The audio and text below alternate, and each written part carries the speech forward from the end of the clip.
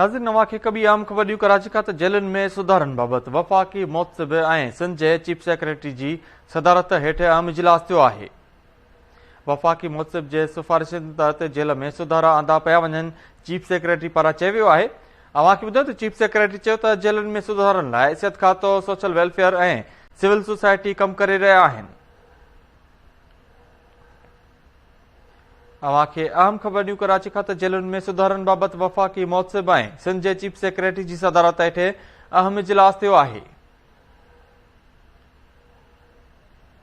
इजलास दौरान अहम मामलनि ते गौर वीचार कयो वियो आहे। वफ़ाक़ी मुहतसिब जी सिफ़ारिशुनि ते जेलुनि में सुधारा आंदा पिया वञनि। चीफ सेक्रेटरी चयो आहे। अव्हांखे ॿुधायो त चीफ सेक्रेटरी वधीक चयो त जेलुनि में सुधारनि लाइ सिहत खातो, सोशल वेलफेयर ऐं सिविल सोसाइटी कमु करे रहिया आहिनि।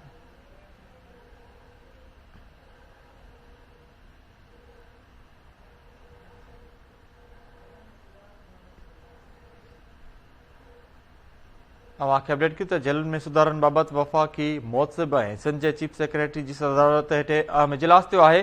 वफ़ाक़ी मुहतसिब जे सिफ़ारिशुनि तहत जेलुनि में सुधारा आंदा पिया वञनि, चीफ सेक्रेटरी चयो आहे।